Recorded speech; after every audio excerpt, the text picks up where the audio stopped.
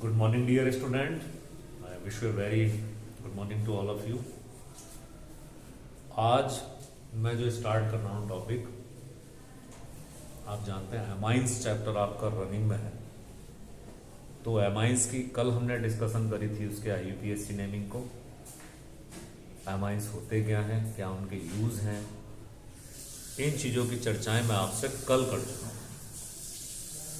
तो मेरा आज का जो पॉइंट होगा, जो मेरा मेनली आज फोकस होगा, वो होगा कि क्या वो फिजिकल प्रॉपर्टीज प्रिपरेशन किस तरह से करेंगे, फिजिकल प्रॉपर्टीज क्या होंगी और केमिकल प्रॉपर्टीज क्या होंगी। तो सबसे पहले आज मैं बात करूंगा आपसे, आप सभी बच्चों से, कि how can be prepare the amines को किस तरह से हम बना सकते हैं। तो सबसे पहले तो आप इस चीज को ध्यान में रखिएगा कि एमाइंस को बनाने के लिए आप रिडक्शन एक प्रोसेस है। रिडक्शन एक, अगर जनरल वे में आपसे पूछा जाए कि एमाइंस बनाने के लिए सबसे बढ़िया टेक्निक क्या होगी, तो सबसे बढ़िया टेक्निक होगी आपकी कि आप रिडक्शन के द्वारा इजीली प्रिपेयर कर सकते हैं एमाइंस को। तो यही चीजें मैं बता रहा हूं आपको। प्रिपरेशन ऑफ एमाइंस, ये मेरा आज का टॉपिक है। जैसे मैं आपसे बता रहा हूं एमाइंस को किस तरह से आप बनाएंगे, किस तरह से आप प्रिपेयर करेंगे।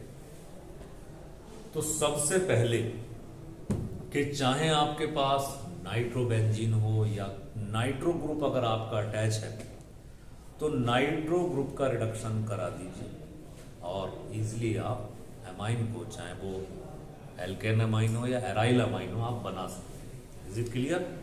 तो सबसे पहले जैसे मैं ले रहा हूं यहां पर कि एक नाइट्रोबेंजीन मेरे पास कंपाउंड है, इट इज नाइट्रोबेंजीन, और नाइट्रोबेंजीन के लिए मैंने इसका रिडक्शन कराया, और रिडक्शन कराने के लिए मैं जो लूंगा वो हाइड्रोजन गैस को लूंगा, और आप जानते हैं ट्रांजिशन एलिमेंट जो लूंगा मैं पैलेडियम लूंगा, क्योंकि ये एक अच्छे कैटलिस्ट का काम करते हैं, टेम्परेरी बॉन्डिंग बनाने में बहुत यूजफुल है। तो हाइड्रोजन और पैलेडियम लिया, और इसके साथ साथ सॉल्वेंट के लिए जो मैं यूज करूंगा, जो मीडियम दूंगा, वो एथनॉल दूंगा। क्यों?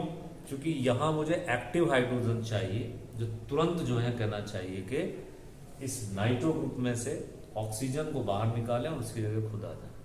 तो यदि मैं इसको एक्वस में करवाऊंगा इस रिएक्शंस को, तो मेरे एक्टिव हाइड्रोजन जो होंगे बॉन्डिंग में चले जाएंगे वाटर के साथ बनाने में। तो यहाँ एथनॉल को मीडियम मुझे देना होगा। क्लियर?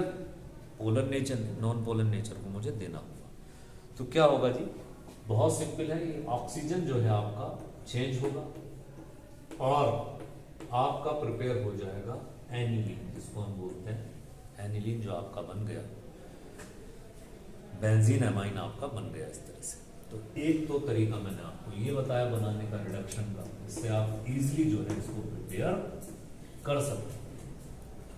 अब आ जाइए एक सेकंड मेथड। सेकंड मेथड भी रिएक्ट आपका कहना चाहिए रिडक्शन पे ही है।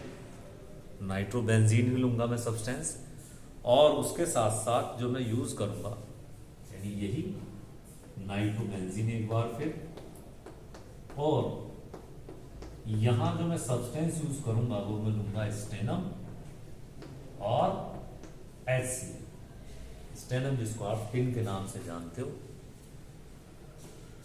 अब एक हेलो एसिड लिया मैंने, HCl लिया, चूंकि HCl भी एक आप जानते हैं प्रोटोनिक एसिड है। यहां काम है, हमें ऐसे सब्सटेंस की जरूरत होगी जो तेजी के साथ कहना चाहिए प्रोटॉन को, हाइड्रोजन को सप्लाई करे।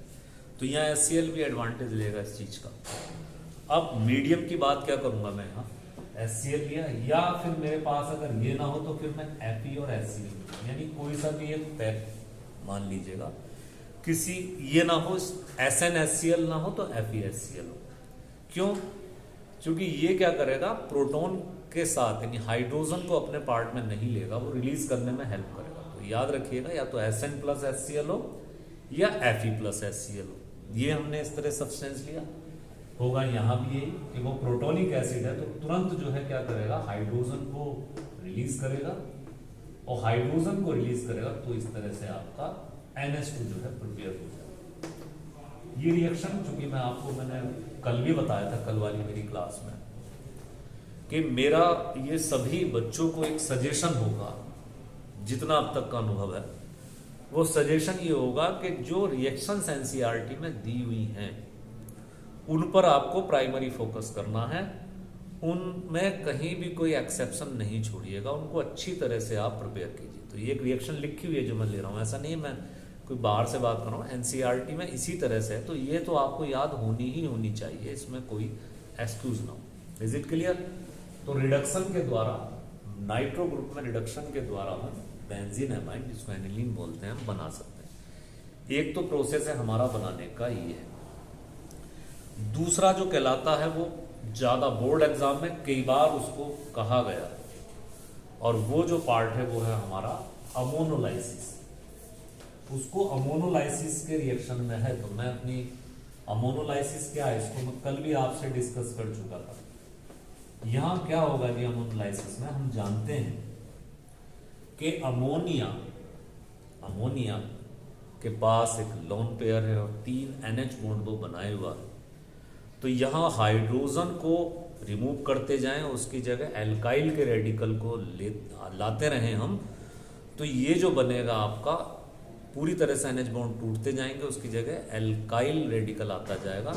इसलिए इस वाले प्रोसेस को यहाँ अमोनोलाइसिस ऑफ एल्काइल हैलाइड इसका नाम है। इसको अमोनोलाइसिस भी आ जाता है, अमोनोलाइसिस ऑफ एल्काइल हैलाइड भी आ जाता है। कोई भी आपने एल्काइल का हैलाइड लिया और वो इस रिएक्शंस को इजीली कराएगा, हाइड्रो NH बॉन्ड तोड़ेगा और आगे बढ़ेगा। तो जैसे मैंने लिया है, सबसे पहले मान लीजिए प्राइमरी अमाइन से शुरू कर रहा हूं मैं, RNH2 एक प्राइमरी अमाइन लिया मैंने 1 डिग्री वाला आपका, इस तरह से क्लियर। एक प्राइमरी अमाइन आपका आ गया। अब तुरंत मैंने कहना चाहिए RX मिलाया, एल्काइल का हैलाइड जो है मैंने ऐड करा, तो आप जानते हैं R एक NH बॉन्ड को तोड़ेगा भाई, और जब R जो है एक NH बॉन्ड को वीक करेगा तो ये बन गया आपका R2NH। ये 2 डिग्री अमाइन आपका बन गया, क्योंकि हाँ अमाइन कहना चाहिए, इसमें डिग्री बढ़ रही है तो इसलिए इसको अमोनोलाइसिस भी कहते हैं। भाई एल्काइल हैलाइड इसका नाम क्यों आ गया? क्योंकि इसमें एल्काइल का हैलाइड है, तो हर स्टेप पे यूज करते हैं जब तक कि आपका NH बॉन्ड पूरी तरह से टूटना है। फिर हम इसी तरह से अगले स्टेप में RX मिलाएंगे एक एल्काइल हैलाइड, सेम यही कंडीशन। अब क्या होगा, लास्ट में बचेगा R3L, 3 डिग्री अमाइन आपका बन जाएगा यहाँ।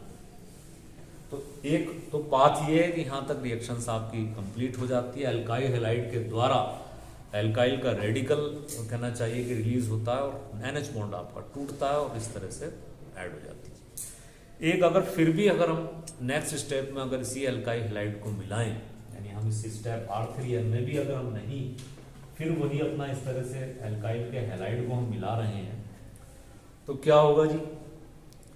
तो ऐसी कंडीशन पे ये चार्ज बॉडी में कन्वर्ट हो जाएगा, जिसको हम बोलते हैं क्वार्टरनरी अमोनियम साल्ट। क्योंकि क्वार्टरनरी वर्ड क्यों आ रहा है? क्योंकि रेडिकल आपके 4 हो जाएंगे और 4 हो जाने के बाद उसके साथ साथ हैलाइड वाला पार्ट भी जुड़ जाएगा। तो ये मेरे बालक कंडीशन ये होगी कि हो जाएगा R4, 4 रेडिकल आपके पास हो गए, N हो गया और X भी हो गया। तो इस पूरी बॉडी पे जो चार्ज आ गया, इस पूरी बॉडी पे जो चार्ज आ गया, एक तरीका मैंने आपको बताया, तो क्वार्टरनी अमोनियम साल्ट होगा और इस पूरी स्पेसीज पे एक पॉजिटिव का चार्ज आ जाएगा और एक आपका नेगेटिव का चार्ज आएगा। They become into the quaternary ammonium salt, जो नाम मैं इसको दूंगा। क्लियर बालक? तो ये अमोनोलाइसिस बाय एल्काइल हैलाइड इसका नाम पड़ जाता है रिएक्शन का, क्योंकि इसमें हर स्टेप में आप एक एल्काइल हैलाइड को यूज करते हैं, NH बॉन्ड आपका वीक होता है और लास्ट में कहीं जाके प्रोसेस रुकता है तो क्वार्टरनी अमोनियम साल्ट में टूट जाता है, जो चार्ज थ्रू बॉडीज में आपका अलग अलग हो जाएगा। Is it clear? अब यहां हमसे पूछ लिया जाता है कि क्रम क्या होगा, क्या क्रम होगा जी इसका? तो याद रखिए कि अगर आपसे पूछा जाए, ये बहुत बार टॉपिक डिस्कस हो चुका है और ये टॉपिक आपने पढ़ा हुआ है, हेलो एसिड में पढ़ा हुआ है, क्या कि अगर HF, HCl, HBr, HI, clear, इनमें सबसे स्ट्रॉन्ग एसिड कौन होगा? तो देखिए, जो प्रोटॉन को जल्दी छोड़ दे वो बढ़िया एसिड है। क्लियर? तो HI की बॉन्ड डिस्टेंस बहुत ज्यादा है, आई का साइज बहुत ज्यादा बड़ा है आयोडीन का कंपैरिजन देन हाइड्रोजन, तो ये बॉन्ड तोड़ना इजी होगा, तो वो प्रोटॉन जल्दी रिलीज करेगा, तो एसिडिक स्ट्रेंथ भी उसकी ज्यादा होगी। तो यहां भी यही लॉजिक लगेगा। और आपसे पूछें कि भाई अगर अमोनोलाइसिस बाय एल्काइल हैलाइड कराया जा रहा है तो हमें क्रम बताइए, क्या सीरीज होगी? तो याद रखिए, इसमें याद रखना है आपको कि सबसे ज्यादा जल्दी जो एक्टिव वाली साइट होगी वो होगी आपकी RI, क्योंकि बॉन्ड की डिस्टेंस ज्यादा। बॉन्ड जितना ज्यादा डिस्टेंस रखता है उतना ज्यादा टूटने में आसान होता है, यानी उतना ही ज्यादा रिएक्टिव हो जाता है। तो क्रम याद रखिएगा, सबसे टॉप पे RI है, उसके बाद RBr, उसके बाद RCl, और सबसे जो दुर्लभ ही मानिएगा इसको, रेयरेस्ट ऑफ द रेयर होगा RI, जो कुछ अगर हो जाए, पॉसिबल वैसे है नहीं। तो ये कंडीशन आपकी है। तो आप कहना चाहिए आयोडीन के साथ अगर एल्काइल आ रहा है तो वो ज्यादा कहना चाहिए रिएक्शन को पास देगा। तो इस पूरी रिएक्शन को आप अमोनोलाइसिस के नाम से जानते हैं, इसके द्वारा भी आप प्रिपेयर कर सकते हैं। क्लियर जी? चलिए अब हम आगे बढ़ते हैं। और ये भी एक रिएक्शन याद रखिए, अमोनोलाइसिस में तो आप अच्छी तरह से याद कर लीजिएगा, इसमें तो कहीं भी कोई ऐसा एक्सक्यूज आपकी साइड से नहीं होना चाहिए कि भाई हमारी ये याद नहीं है, ये हमें ये मालूम नहीं है। इनको तो आप बहुत अच्छी, ये बहुत प्यारा चैप्टर है, तो आप इसको पढ़ते रहिएगा, अच्छे नंबर दिलवाने में आपका चैप्टर हेल्प है। तो मैंने आपको 2 रिएक्शंस बता दी हैं। अब जो नेक्स्ट रिएक्शन होगी हमारी वो कहलाती है नाइट्राइल का रिडक्शन करा दें, C triple bond N। C triple bond N, जैसा C डबल बॉन्ड O को कार्बोनिल ग्रुप से जानते हो। जो बच्चे केमिस्ट्री में वीक हैं तो उनको मेरा कहना यह है कि वो सभी ग्रुप किस नेम से जाने जाते हैं उनको लिख लीजिएगा। तो C ट्रिपल बॉन्ड N को नाइट्राइल का ग्रुप कहते हैं। तो नाइट्राइल का भी रिडक्शन करा के आप इजीली बना सकते हो। मैंने आपसे पहले ही कह दिया कि रिडक्शन ही मेथड होगा अमाइन बनाने का सबसे बढ़िया। तो एक है, आप जब नाइट्राइल ग्रुप का रिडक्शन करा दें तो भी आप प्रिपेयर कर सकते हैं अपना एमाइंस।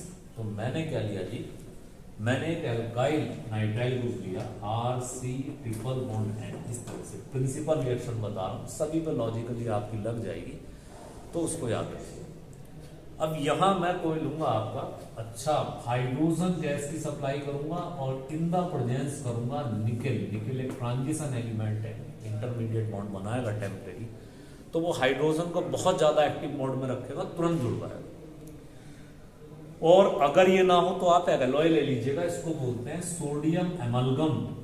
सोडियम एमलगम एलॉय एक पॉसिबिलिटीज देगा बॉन्ड के लिए, जो भी एनर्जी के बैरियर होंगे उनको तोड़े, तो इसकी प्रेजेंस में कराएं। और एक जो है आप जानते हैं कि यहां आप एथनॉल को लेंगे C2H5OH को, पॉसिबिलिटीज में बता रहा हूं, इनकी प्रेजेंस में ही क्या होगा, क्योंकि मुझे चाहिए एक्टिव हाइड्रोजन। एक्टिव हाइड्रोजन अगर होंगे तो वो कहीं बॉन्ड वगैरह बनाने में नहीं जाएंगे, तो एक्टिव हाइड्रोजन ही इस काम को आसान बनाएंगे। क्लियर? तो C2H5OH लेंगे आप। और दूसरी चीज क्या लेंगे, मैंने आपको बताया कि आप सोडियम का एमलगम लेंगे आप, ठीक, और एथनॉल।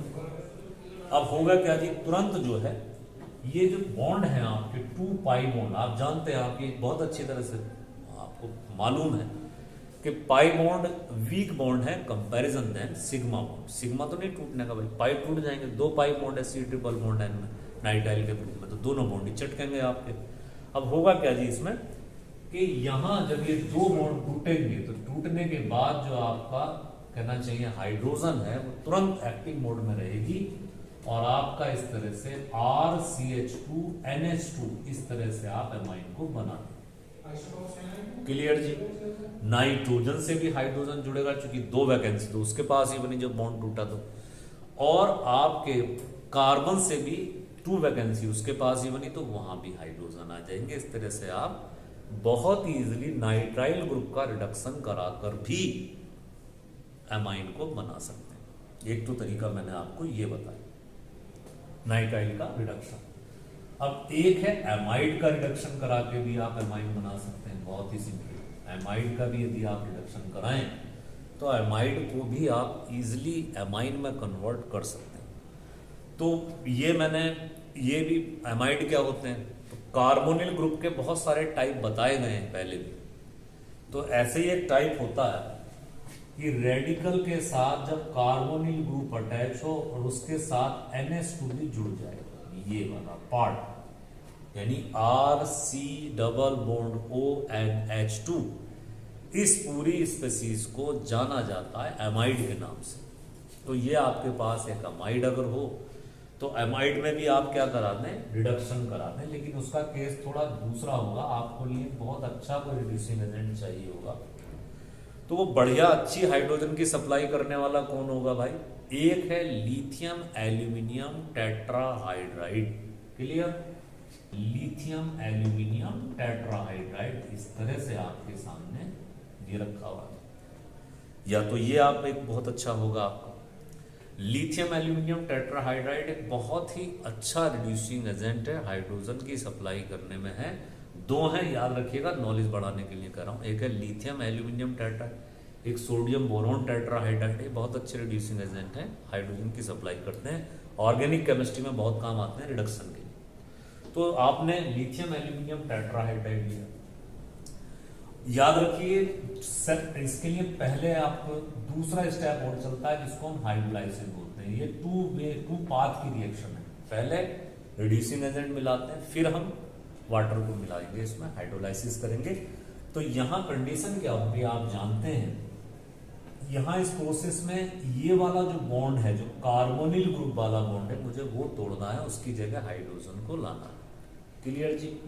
तो ये बॉन्ड टूटेगा तो सेम कंडीशन आ जाएगी जो आप अपर साइड देख रहे हैं नाइट्राइल ग्रुप के साथ, RCH2 NH2 आप इजीली बना लेंगे, आपका एमाइन बनकर तैयार हो गया। ठीक है, तो ये मैंने आपको दो तरीके बताए। एमाइड का भी रिडक्शन करा सकते हैं आप, नाइट्राइल ग्रुप का भी रिडक्शन कराते हैं, आप इजिली जो है प्रिपेयर कर सकते हैं एमाइन को। आई होप कि आप समझ गए होंगे। अब मैं ले रहा हूं अपना एक नेक्स्ट टॉपिक, और ये रिएक्शन बहुत बार पूछी गई है, ये रिएक्शन कई बार पूछी गई है।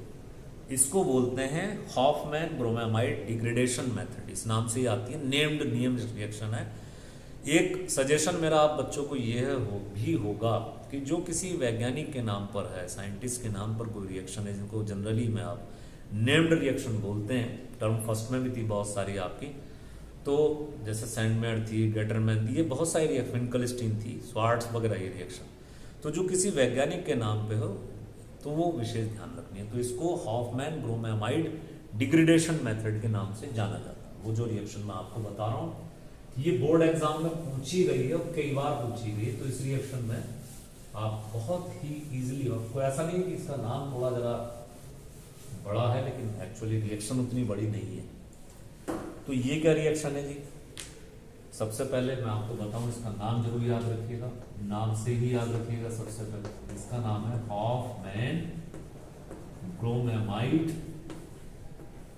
डिग्रेडेशन रिएक्शन, ये इसी नाम से जानी जाती है। ये इसका एक पॉपुलर नेम है, ऐसा मानिए। ये इसी नाम से रिएक्शन आपकी विख्यात हो चुकी है।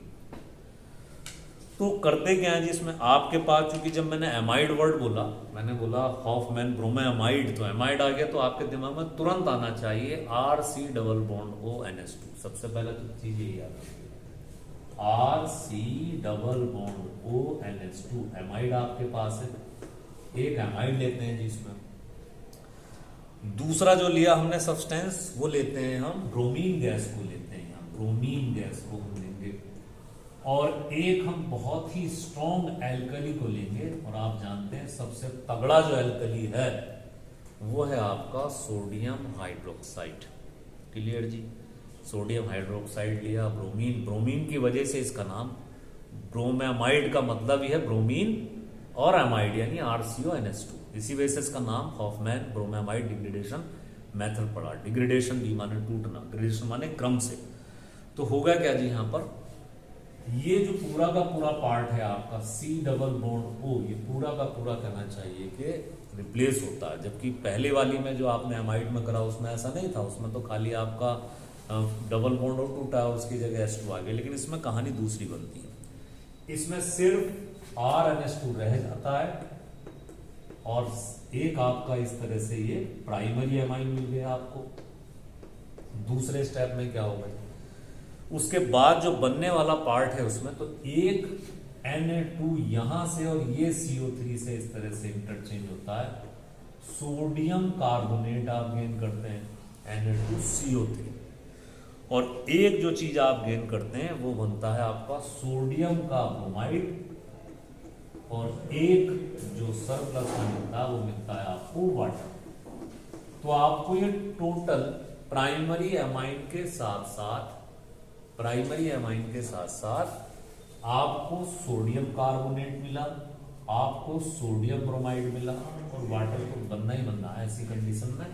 एक ये ट्रिक है जो याद रखिएगा, यदि रिएक्शन हो रही है कहीं OH रखा हुआ है और कहीं रखा हुआ हाइड्रोजन, तो सिंपल है भाई, वाटर तो बनना ही बनना है, इसमें कोई ऐसा रट्टा मार नहीं है। इसमें तो इजीली है कि आप OH और H अगर आपको मिलेंगे तो वहां आपका वाटर बनेगा ही बनेगा। तो यहाँ प्राइमरी एमाइन मिल गया आपको, ठीक है, सोडियम कार्बोनेट मिल गया, सोडियम का ब्रोमाइड मिल गया, क्योंकि आपने जो एल्कली यूज करा वो सोडियम हाइड्रोक्साइड, एक स्ट्रॉन्ग एल्कली को यूज करा। क्लियर जी? इस तरह से ये बहुत बार पूछी वाले रिएक्शन है, तो इसमें तो कोई आपका बनेगा ही नहीं मांगना कि भाई क्या इसका लॉजिक होगा। तो ये मैंने कुछ आपको रिएक्शंस बताई हैं जो आप याद रखिएगा इजीली अच्छी तरह से, और इनको एक पेपर, एक कॉपी पे लिख के अच्छी तरह से, वैसे आपको जो नोट्स वगैरह हम PDF के भेजते हैं वो इस विश्वास के साथ भेजते हैं कि बच्चे उनको अच्छी तरह से लिख रहे हो, जो लाइव में समझाया जा रहा है या जो रिकॉर्डेड में आपको भेजा जा रहा है आप उनको ध्यान से सुन के ही कहना चाहिए आप बना रहे हैं उनके नोट्स। क्योंकि ऐसा नहीं है कि आपको जब कोई चीज़ पढ़ाई जाती है तो उस समय बच्चे को दिमाग में रहती है, लेकिन उसके बाद वो रिमूव हो जाती है, रैंडम एक्सेस मेमोरी। अब मैं बात करने जा रहा हूं इसकी कुछ फिजिकल प्रॉपर्टीज की। What are the physical property? Physical property का क्या ट्रेंड है? तो फिजिकल प्रॉपर्टी में जो सबसे ज्यादा आने वाले पॉइंट है मैं उनकी डिस्कशन आपसे करूंगा। एक सबसे ज्यादा जो आता है इसमें वो आता है सॉल्युबिलिटी। फिजिकल ट्रेंड की बात कर रहा हूं मैं, फिजिकल प्रॉपर्टी। तो फिजिकल प्रॉपर्टी में क्या है? फिजिकल प्रॉपर्टी में जो सबसे ज्यादा जो ट्रेंड देखने में आता है वो है आपका कि सॉल्युबिलिटी इन वाटर क्या है। सॉल्युबिलिटी इन वाटर के क्वेश्चन रखे ही हुए होते हैं इसमें अमाइन वाले चैप्टर में, और किस तरह से रखे होते हैं, इंक्रीजिंग ऑर्डर में लगवा देंगे, डिक्रीजिंग ऑर्डर में लगवाएंगे। तो मैं सबसे पहले जो फिजिकल ट्रेंड की बात कर रहा हूं वो कर रहा हूं सॉल्युबिलिटी इन वाटर। ये क्वेश्चन बहुत ही ज्यादा पूछा जाता है। अब इसका आंसर तो बच्चा लॉजिकल दे सकता है, इसमें कहीं भी कोई ऐसा कंफ्यूजन वाला पॉइंट नहीं। अगर हम अमाइन की बात करें तो हमारे पास तो 3 अमाइन है, 1 डिग्री, 2 डिग्री, 3 डिग्री, यानी इस तरह से। एक है आपका RnH2, क्लियर, और एक आपके पास हो गया ये 1 डिग्री अमाइन है, ये आपके पास मान लीजिए 2 डिग्री अमाइन है, इधर N आ गया, इधर H आ गया, ये 2 डिग्री अमाइन हो गया, और एक आपके पास 3 डिग्री अमाइन हो गया इस तरह से। क्लियर जी? ये अब वाटर में कोई चीज अगर मिलेगी, डिजॉल्व होगी, तो कैसे मिलेगी? वाटर में कोई भी चीज अगर मिल रही है तो वाटर के पास हाइड्रोजन बॉन्डिंग बना पाएगा वाटर, जिससे भी हाइड्रोजन बॉन्डिंग हो जाएगी सॉल्युबिलिटी बढ़ जाएगी। अब अमाइन के पास हाइड्रोजन अगर होगा तो बनेगी, वरना नहीं बनेगी। इस केस में आप कहां देखिए, यहां आपके पास 1 डिग्री अमाइन में नाइट्रोजन के पास कितने हाइड्रोजन है भाई? 2 हाइड्रोजन। कितने हाइड्रोजन? 2 हाइड्रोजन। अब वो कहीं वाटर में अगर आप मिलाएंगे तो जाहिर सी बात है उसकी बॉन्डिंग मजबूत ही बनेगी भाई ऑक्सीजन से, वो तो खिंचेगा इधर की तरफ। क्लियर? तो सबसे ज्यादा सॉल्युबिलिटी की बात अगर आप करेंगे तो जो बॉन्ड बन जाएंगे वो हाइड्रोजन है उसके पास, एक्टिव हाइड्रोजन, वो तुरंत जाएगा। अच्छा, नाइट्रोजन भी अपने आप में इलेक्ट्रोनिगेटिविटी में टॉप है, यानी NH बॉन्ड यहाँ भी एक अच्छी सी बन रही है बॉन्डिंग उसकी, और उधर ऑक्सीजन है। तो ऐसी कंडीशन में जो आपके बनने वाली बॉन्डिंग है वो तुरंत इंटरमॉलिक्यूलर हाइड्रोजन बॉन्डिंग बन जाएगी, और इंटरमॉलिक्यूलर हाइड्रोजन बॉन्डिंग होने की वजह से उसकी सॉल्युबिलिटी भी बढ़ेगी। तो आप इस केस में जिताइएगा हमेशा 1 डिग्री अमाइन। क्लियर? अब जरा 2 डिग्री में आ जाइए। 2 डिग्री में उसके पास एक्टिव हाइड्रोजन सिर्फ एक ही है। तो अगर कहीं झगड़ा हो 1 डिग्री और 2 डिग्री का, तो हमेशा चैंपियन 1 डिग्री ही बनेगा, क्योंकि उसके पास बॉन्ड बनाने के लिए 2 हाइड्रोजन हैं, उसके बैंक अकाउंट में 2 हाइड्रोजन है बॉन्ड बनाने के लिए, तो 2 भाई ज़्यादा होगी सॉल्युबिलिटी, और आपका जीत इसमें हार जाएगा आपका 2 डिग्री वाला, तो इंक्रीजिंग के ऑर्डर में यहाँ होगा। अब जरा सबसे कमजोर खिलाड़ी पे आइए, यह है हमारा टर्शरी अमाइन 3 डिग्री। इसके पास कहीं भी एक्टिव हाइड्रोजन नहीं है, देखिए है ही इसमें, तो 3 डिग्री अमाइन में है ही नहीं आपके पास, जो बंधे हुए हैं वो रेडिकल में होंगे, तो वो उसमें नहीं मानेंगे आप उनको, आपको तो नाइट्रोजन से देखना है। तो 3 डिग्री अमाइन में कभी भी नहीं होगा, यही क्रम होगा 1 डिग्री 2 डिग्री और 3 डिग्री सॉल्युबिलिटी के। मैं बता रहा हूँ इस तरह से, ये याद रखिएगा, इसमें कहीं भी कोई ऐसा झगड़ा नहीं। अब तो इन क्रम को याद रखिएगा, सॉल्युबिलिटी वाले में बहुत ज्यादा कहना चाहिए, आपका क्वेश्चन आ जाता है। तो प्राइमरी सबसे टॉप, सेकेंडरी उससे कम, और टर्शरी तो ना के बराबर ही है, टर्शरी का सबसे कम होगा। यदि आपको इंक्रीजिंग ऑर्डर में लगाएं तो 3 degree, then 2 degree, then 1 degree, और डिक्रीजिंग में लगाएं तो 1 डिग्री 2 डिग्री। ये इंक्रीजिंग और डिक्रीजिंग ऑर्डर में बच्चा कंफ्यूज होता है, तो आप बस सबसे बेस्ट वाले को जानिए, और उधर की तरफ आप सबसे कहना चाहिए कि आप सिंबल यूज करेंगे पढ़ेंगे। एक तो मैंने आपको बता दिया ही। अब अगर मुझसे पूछा जाए कि भाई इनके बॉइलिंग पॉइंट का क्या क्रम होगा, बॉइलिंग पॉइंट क्या क्या ट्रेंड दिखाएंगे, तो ध्यान रखिए कि जैसे जैसे मोलर मास आपका, मोलर मास कहना चाहिए कि आपका बढ़ जाएगा, तो मोलर मास में ऐसी कंडीशन होगी आपकी, मोलर मास में ऐसी कंडीशन होगी, मोलर मास में ये कंडीशन होगी कि जैसे जैसे आप उस क्रम को बढ़ाएंगे, बॉइलिंग पॉइंट भी आपका कहना चाहिए कि अगर स्ट्रेट चेन में है, एलिफेटिक अमाइन है, तो उसका बॉइलिंग पॉइंट ज़्यादा ही होगा कंपैरिजन देन यदि वो ब्रांच में जा रहा है, यानी एक स्ट्रेट चेन में है तो उसका अलग होगा बॉइलिंग पॉइंट का मामला। और अगर मान लीजिए कहीं 2 डिग्री में, तो मैं 2 ले रहा हूं जो आप बहुत ध्यान से देख सकते हो, बॉइलिंग पॉइंट के क्रम, बॉइलिंग पॉइंट के क्रम। अब मैं 2 अमाइंस आपके लिए ले रहा हूं, बॉइलिंग पॉइंट में कौन चैंपियन बनेगा, क्या ट्रेंड होगा बॉइलिंग पॉइंट का, तो जरा देख लीजिए। एक मैं ले रहा हूं आपके लिए, ये 4 कार्बन वाली चैन है आपकी, नॉर्मल वाला है NC4HN NS2, एक ये वाला है आपके पास अमाइन, ठीक जी। और एक जो लिया गया है वो है आपका 2 डिग्री अमाइन, 2 डिग्री अमाइन है, जिसमें C2H5 लिखाई यहां जुड़ गया और एक लिखाएगा आपका यहां, क्लियर। ये 2 डिग्री अमाइन है, और ये आपका इस तरह से एक 1 डिग्री अमाइन है, एलिफेटिक में जा रहा। मोलर मास दोनों का सेम, इस वाले का भी 73 ग्राम पर मोल है और इस वाले का भी 73 ग्राम पर मोल है। अब यहां क्वेश्चन बनता है कि बताइए भी सबसे ज्यादा मोलर मास किसका होगा, तो याद रखिए जो सीधी सीधी 1 डिग्री अमाइन को आप हर समय जिताएंगे 2 डिग्री के कंपैरिजन, ये तो सीधा यहाँ एक स्ट्रेट चेन आ रही है, तो यहाँ ज्यादा बॉइलिंग पॉइंट होगा, और आपका अगर सेम है अगर तो इस वाले का बॉइलिंग पॉइंट उतना ज्यादा नहीं होगा। ये मैं नहीं कह रहा हूँ, फैक्ट कर रहा हूँ। 1 डिग्री अमाइन में जो है जो बॉइलिंग पॉइंट आ रहा है वो आ रहा है 350.8 केल्विन, इतना है इसका, ठीक भाई साहब। और जो सेकंड वाला है आपका, इसका बॉइलिंग पॉइंट 329.3। तो कहीं अगर मोलर मास सेम हो और 1 डिग्री और 2 डिग्री अमाइन का झगड़ा हो, तो आप 1 डिग्री अमाइन ही चैंपियन बनेगा, बॉइलिंग पॉइंट उसका ही ज्यादा होगा, क्योंकि उसकी ज्योमेट्री परफेक्ट होगी, और ज्योमेट्री परफेक्ट होगी तो बॉइलिंग पॉइंट भी ज्यादा होगा ही होगा, क्लियर। तो यहां इस चीज को आप दिमाग में रखिएगा। तो बॉइलिंग पॉइंट का क्रम आप बहुत इजीली बता सकते हैं। तो सबसे ज्यादा आपकी जो वैल्यू वाली चीजें हैं वो इस तरह से आ जाती हैं, जो आपको ध्यान रखना ही। तो ये तो मैंने आपसे बात करी फिजिकल ट्रेंड की, बॉइलिंग पॉइंट के ट्रेंड में और आपके सॉल्युबिलिटी इन वाटर के ट्रेंड में। अब बात करते हैं थोड़ी सी केमिकल ट्रेंड, जो केमिकल प्रॉपर्टीज हैं। तो केमिकल प्रॉपर्टीज में क्या सीन है जी, आपने केमिकल प्रॉपर्टी में जो सबसे ज्यादा बेसिक नेचर वाले क्वेश्चन ज्यादा आते हैं। बेसिक नेचर की बेसिसिटी क्या है, बेसिक नेचर क्या है, इस तरह के बेसिक नेचर की मैं बात आपसे कर रहा हूं, तो ज्यादा इसके क्वेश्चन इसमें से बनाते हैं,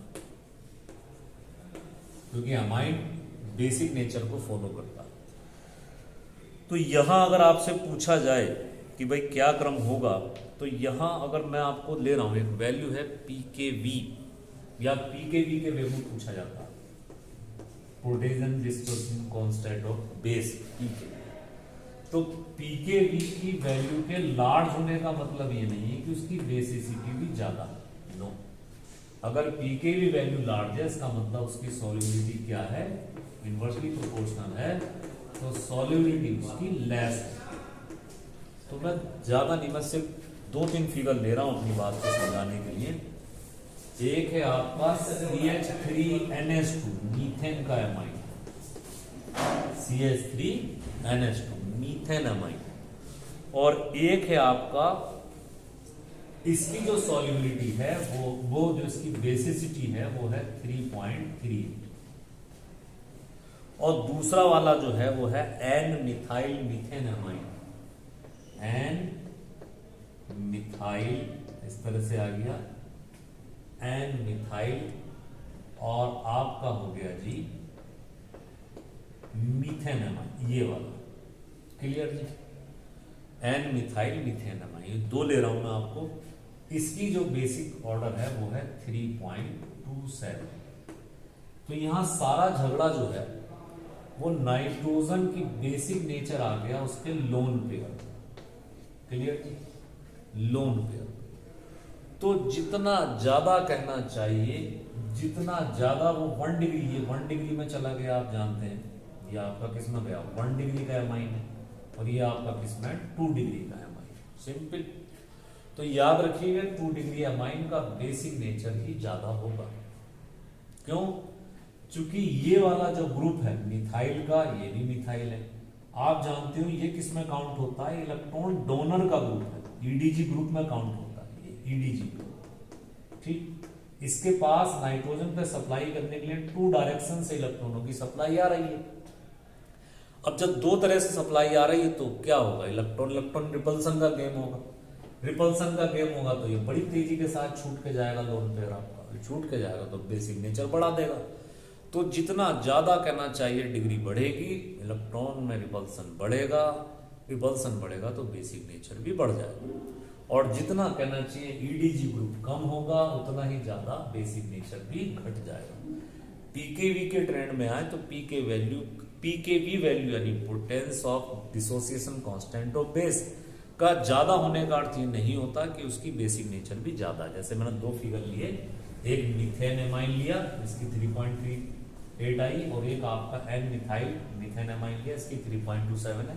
ये 1 डिग्री है, 2 डिग्री है, लेकिन बेसिक नेचर आपके एन मिथाइल मीथेन एमाइन का हो जाएगा। तो आई होप स्टूडेंट जो जो चीजें मैंने आज आपको बताई हैं आप अच्छी तरह से समझ होंगे सरल तरीके से। तो आपका बहुत बहुत धन्यवाद।